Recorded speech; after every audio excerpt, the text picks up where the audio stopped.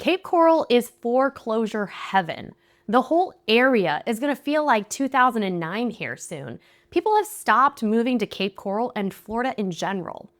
I got this comment last week, and honestly, it deserves a real answer. Not a defensive one, a data one. So let's go. So there's this common belief right now that Cape Coral has a foreclosure problem. Prices are propped up on nothing, and the migration wave that drove the boom is over. So a crash here is inevitable. Now, those things sound connected, but they're not. And confusing correlation with causation is exactly how buyers and sellers make the worst decisions of their financial lives. We track this market every single month. Sure, we watch the headlines, but what I love looking at is the actual numbers. Absorption rates, days on market, months of supply, closed sales. And right now, those numbers are telling a very specific story, and it is very contradictory to some of the common beliefs. So there are 5 reasons the doom narrative is wrong. And by the end of this video, you are going to know exactly how to read the market so you never have to take a stranger's comment in the YouTube section or on the Facebook pages as financial advice ever again. So let's get this out of the way. Yes, delinquencies are up. That's a real data point, and it's not nothing. But a delinquency number without context is like saying someone gained weight without asking whether it was muscle or fat. You need to know who is foreclosing and why. Now, the bulk of what we're seeing in Cape Coral's foreclosure pipeline traces back to buyers who purchased at the absolute peak of the market, 2021 and 2022. That's when prices were inflated, competition was, let's just be honest, irrational, and people were waiving inspections and paying $50K over asking on properties they never even stepped foot in. Those buyers are now underwater or can't sustain the payments, and they are trying to exit. That is a peak buyer correction, but it is not the same as a market in systematic distress. So the difference here matters enormously.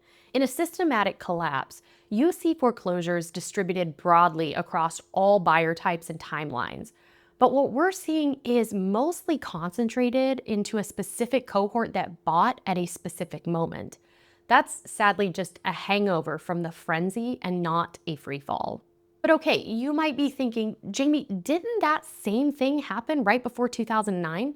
Now that's a great question, and the answer is absolutely not, and here's why.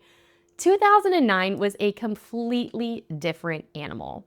The 2009 comparison gets thrown around so casually that I think people actually forget what caused 2009. It wasn't just falling prices, it was the fuel underneath them, and that was a lending environment so reckless that it was practically engineered to collapse. You could get a mortgage with no income verification, no documentation, and an adjustable rate that would reset to something you could never afford in the future. Ninja loans. No income, no job, no assets.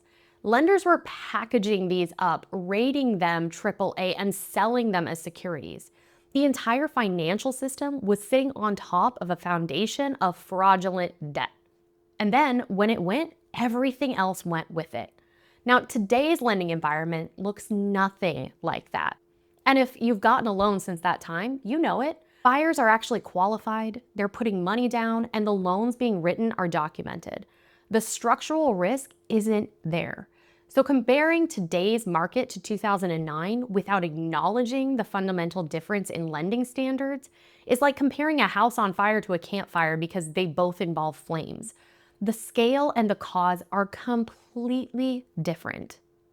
So the crash conditions aren't there at the structural level. But what about the actual transactional data? Are people even still buying? Because if the market really were in trouble, you'd see that in the numbers first. Sales velocity is the heartbeat of the real estate market. When buyers lose confidence, they stop buying. Full stop. It shows up immediately in closed sales numbers before it shows up anywhere else. Now, in April of 2026, the same month that I got this comment, here in Cape Coral, 553 homes closed. The average sales price was $465,000. Average days on market was 75 days. Active listings sit at 2,574 homes with 5.8 months of supply. Those are not numbers of a market in a free fall. A 75-day average days on market reflects a market where buyers are being selective, which is healthy, not a market where nobody is buying. If buyers truly were fleeing Cape Coral in anticipation of a crash, the closed sales numbers would be the first place you'd see it. And it's not there. The transactions are happening and the market is moving. Now, I'm going to give the doomer crowd 1 point here because I'd rather be honest with you than win an argument. Migration to Florida has slowed. That part is true. But here's why it doesn't mean what you think it means. Net domestic migration to Florida has dropped significantly from its pandemic era peak. And that is a real census verified data point we're talking about. The doomer crowd isn't entirely wrong here, but here's the context the headline leaves out.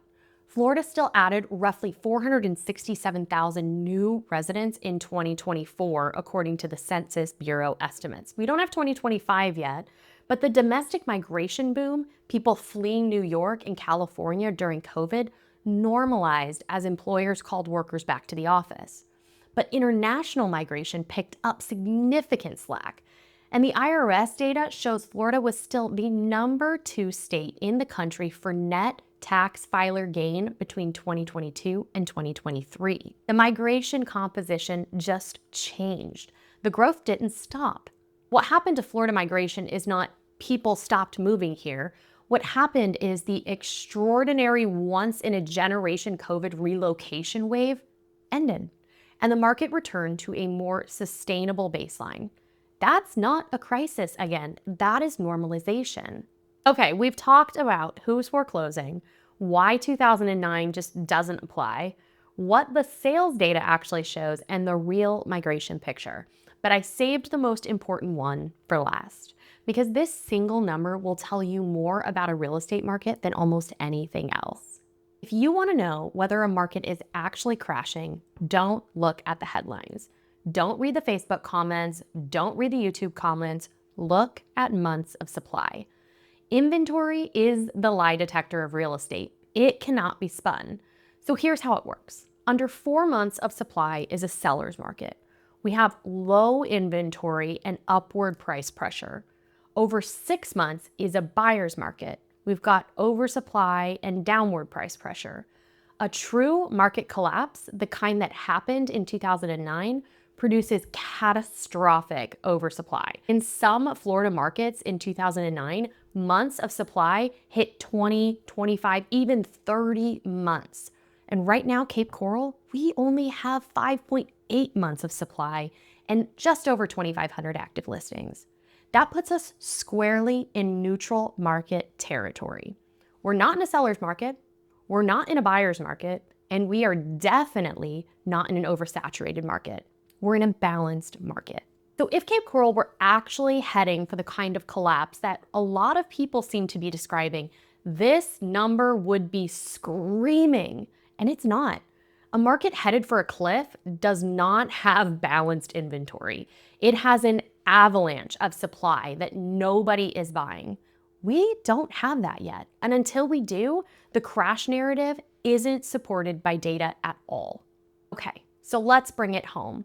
The doom comment that started this entire video made 5 claims.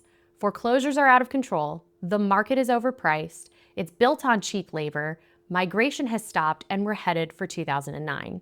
And here's where we landed. Foreclosures are real, but concentrated to those peak buyers. This is not a collapse like 2009 that required a lending environment that just simply doesn't exist today. 553 homes closed last month. The transactions are happening. Migration has normalized, but it has not stopped. Florida added 467,000 residents in 2024. 5.8 months of supply puts us in a neutral market, not a free fall. The pain point at the start of this video was this: how do you make a real estate decision when the internet is full of noise? And the answer is, you learn to read the actual data because the data doesn't have an agenda. So if you're thinking about buying, selling, or relocating to Cape Coral and you want somebody who is going to give you the real numbers, not the doom or even the hype, that is exactly what we do. If this video helped you cut through the noise, the best thing that you can do is share it with someone who's been scared off by the doom headlines, because they deserve the real data too. And if you want to talk through your specific situation, reach out to us directly. We're always here. And let us know in the comments which other topics you'd love us to cover. We'll see you in the next one.